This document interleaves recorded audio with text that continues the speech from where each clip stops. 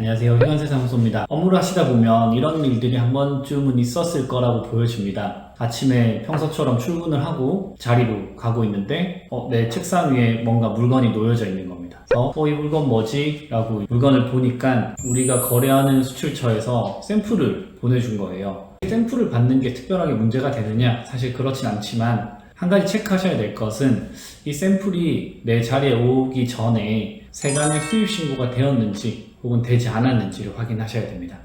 이렇게 물건이 아무런 조치를 취하지 않았는데도 내 책상에 올라오게 된 가장 큰 원인은 물건이 목록 통관이 되어서 왔을 가능성이 굉장히 높다라고 보여집니다. 목록 통관은 자가사용 목적으로 150불, 미국에서 출발한다면 200불 이하의 물건에 대해서 수입신고 없이 그대로 물건이 우리나라로 들어오는 것을 이야기하죠. 목록 통관이 되었다라고 해서 통관이라는 단어가 붙었기 때문에 오해를 한 번씩 하시는데요. 목록 통관이 되었다라는 것은 수입 신고가 되지 않고 물건이 우리나라로 들어왔다라는 겁니다. 개인 사용 목적이기 때문에 수입 신고를 하지 않아도 이 정도 물건은 우리나라에 들어와도 된다라고 관세청에서 허용해줬다라고 보시면 될 것 같고요.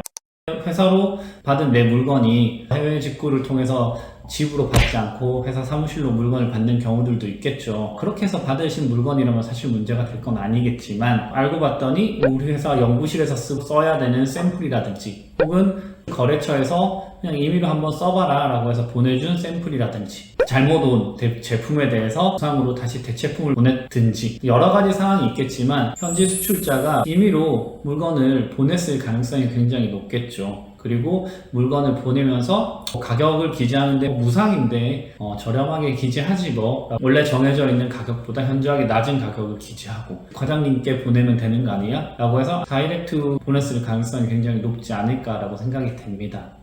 이렇게 목록 통관이 된 제품을 받게 됐을 때 무엇이 문제냐면 수입 신고를 하지 않고 물건을 받았다라는 게 문제가 되는 겁니다. 왜냐하면 사업을 영위하기 위한 목적으로 수입을 진행하시는 것은 당연히 세간의 수입 신고를 진행하시고 정확한 관세 부가세를 납부하시고 물건을 사용하셔야 되는데 그렇지 않고 물건이 들어와 버렸다라는 거죠. 그럼 이렇게 물건이 들어왔을 때 해결 방법은 없느냐? 라고 물어보신다면 조금 힘듭니다. 물건을 다시 원래 수입했을 때 보세 창고에 장치시켜 놓고 다시 수입 신고를 하면 안 되느냐? 라고 얘기하실 수도 있겠지만 이미 내 책상 위에 있다라는 것은 세관 관할 구역을 이미 벗어났다라는 얘기죠.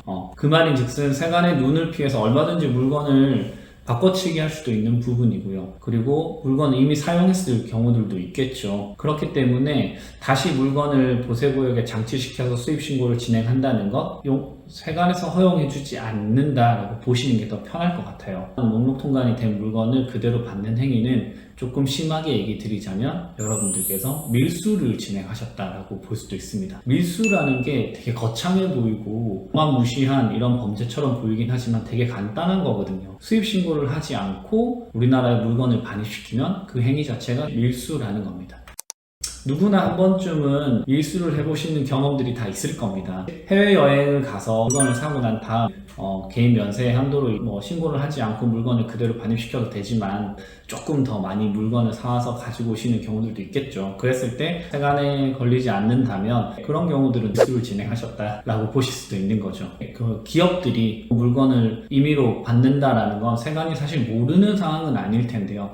그럼에도 불구하고 금액적으로도 굉장히 작은 건들일 거고 1년에 몇 번 일어나지 않는 것들 때문에 굳이 세관에서 나서서 단속하고 처벌하는 경우들은 잘 없다라고 생각하시면 될 것 같아요. 하지만 목록 통관이 계속 된다라는 걸 알고 봤더니 관세 부가세를 납부하지 않고 물건이 들어오는 경우들도 있었네. 이거 완전 개이득? 이렇게 생각하셔서 계속 그 행위를 반복적으로 하시게 된다면 세관도 인지를 하게 된다는 겁니다. 이러한 행위를 계속적으로 반복한다는 건 의도를 가지고 있다는 거고 그러한 의도가 계속 반복됐다면 처벌 가능성이 굉장히 높아진다는 거죠. 물론 단속도 될 가능성이 높다는 거고요. 한두 번 정도는 실수로 물건을 임의로 보내는 경우들도 있을 거고요. 물건을 받으신 담당자분도 나도 모르게 물건이 들어온 경우니까 어찌 보면 실수가 명확한데 이러한 행위들을 악용해서 계속적으로 반복하시게 된다면 충분히 문제가 생길 수 있습니다. 내 책상 위에 거래처에서 보낸 샘플이 들어왔네? 어떡하지? 라고 고민하신다면 사실 이루어진 행위에 대해서는 어쩔 수가 없습니다. 이런 얘기를 드리는 게 좀 애매하기도 하지만 다시 되돌려서 수입 신고를 할 수 있는 방법이 사실상 잘 없거든요. 그렇기 때문에 이런 일이 반복되지 않도록 거래처에게 샘플 보낼 때는 통관이 안 되게끔 물건 주의해 주세요 라고 얘기를 한다든지 혹은 내부 프로세스를 개선하신다든지 이런 방법을 통해서 목록 통관돼서 물건이 받는 경우가 없도록 주의하실 필요가 있겠습니다. 오늘은 목록 통관으로 나도 모르게 받는 물건에 대해서 얘기를 한번 해봤는데요. 조심하셔야 됩니다. 조심하셔야 되고 이런 일이 반복되지 않도록 꼭 프로세스를 개선하시고 수입 신고하셔서 물건을 받으셔야 하겠습니다. 네, 이상 일간세 사무소였습니다. 감사합니다.